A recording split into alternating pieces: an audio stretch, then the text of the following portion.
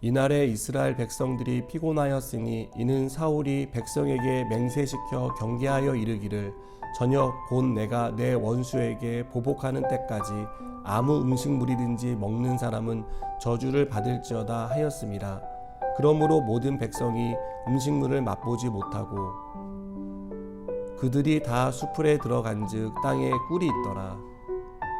백성이 수풀로 들어갈 때 꿀이 흐르는 것을 보고도 그들이 맹세를 두려워하여 손을 그 입에 대는 자가 없었으나 요나단은 그의 아버지가 백성에게 맹세하여 명령할 때에 듣지 못하였으므로 손에 가진 지팡이 끝을 내밀어 벌집에 꿀을 찍고 그의 손을 돌려 입에 대매 눈이 밝아졌더라.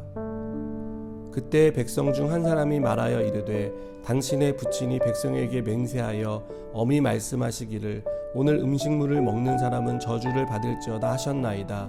그러므로 백성이 피곤하였나이다 하니 요나단이 이르되 내 아버지께서 이 땅을 곤란하게 하셨도다.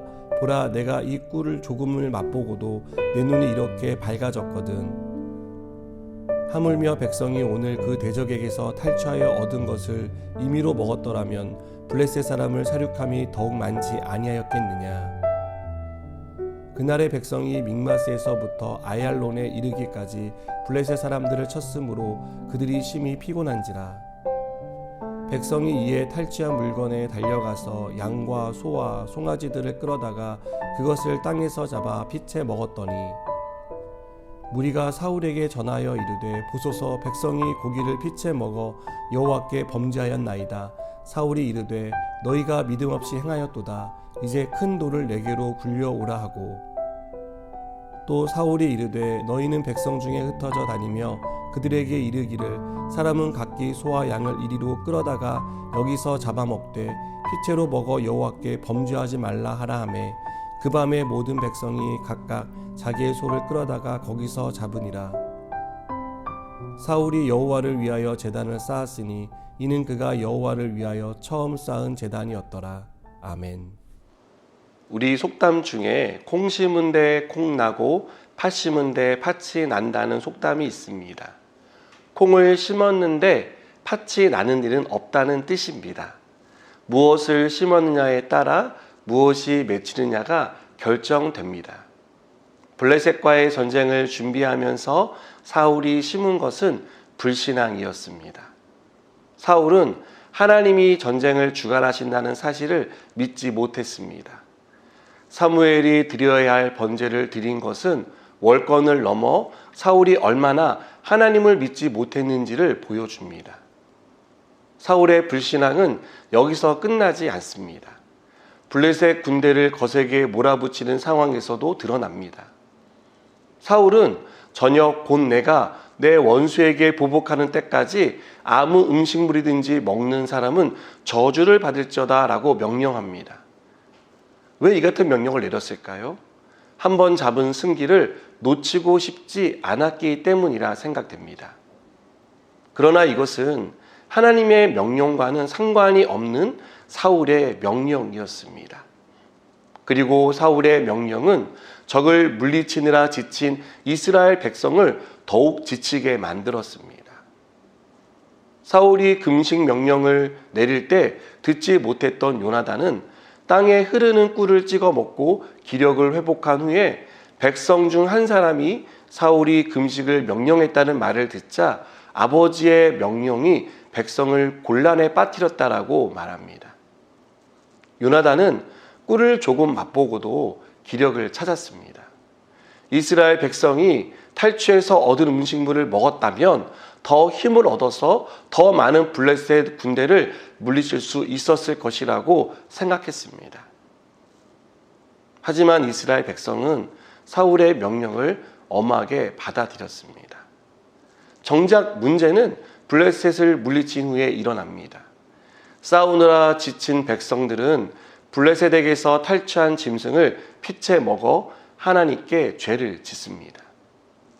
사울은 이스라엘 백성이 이런 행동을 할 것이라고 예상하지 못했겠지만 사울의 명령이 가져온 결과라는 점은 부인할 수 없습니다.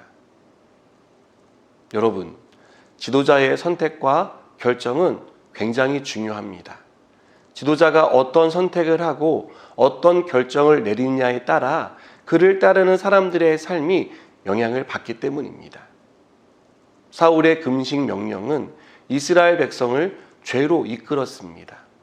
그것은 사울의 불신앙이 낳은 결과였습니다. 절대 약세에 놓인 이스라엘이 절대 강자인 블레셋을 물리친 것은 하나님이 도와주신 결과였습니다. 사울이 이 사실을 알고 믿었다면 승기를 놓치지 않는데 연연하지 않았을 것입니다. 또 전쟁 중인 이스라엘 백성에게 금식을 명령하는 어리석은 결정도 내리지 않았을 것입니다. 사울의 어리석음이 이스라엘 백성을 어리석은 삶으로 이끈 것입니다. 그렇다면 사울의 어리석음은 어디에서 비롯되었습니까? 하나님을 온전히 의지하지 않은 데서 비롯되었습니다. 사울은 자신을 왕으로 세우신 하나님을 온전히 의지해야 했지만 사무엘이 늦는다는 이유로, 이스라엘 백성이 흩어진다는 이유로 사무엘이 드려야 할 번제를 자신이 직접 드리는 어리석은 행동을 했습니다. 하나님을 믿지 못하니 번제라는 행위를 통해 이스라엘 백성을 안심시키려고 한 것입니다. 어리석은 사람은 하나님을 의지하지 않습니다. 자신의 연약함을 하나님의 도움으로 채우려고 하지 않습니다. 자신의 연약함을 인정하지 않거나 자신의 연약함에 대해 변명을 늘어놓습니다. 솔로몬은 잠언 9장 10절에서 여호와를 경외하는 것이 지혜의 근본이요 거룩하신 일을 아는 것이 명철이라고 말합니다. 지혜로운 사람은 하나님을 경외합니다. 하나님을 경외하는 사람은 하나님을 온전히 의지합니다. 전쟁의 승리도 하나님께 있다는 것을 믿고 겸손히 하나님 앞에 무릎을 꿇습니다. 사랑하는 여러분, 여러분은 무엇을 신고 계십니까? 어리석음을 심은 사울처럼 불신앙을 신고 있습니까? 아니면 하나님을 온전히 의지하고 신뢰하는 믿음을 심고 있습니까? 우리가 심어야 할 것은 믿음입니다. 하나님을 온전히 의지하는 믿음을 심으시기 바랍니다. 그래서 믿음의 열매를 맺는 저와 여러분 되기를 축복합니다. 기도하시겠습니다. 하나님, 우리가 믿음으로 살기 원합니다. 믿음의 씨를 뿌리고 그래서 믿음의 열매를 거두는 자가 되게 해 주시옵소서. 예수님의 이름으로 기도드립니다. 아멘.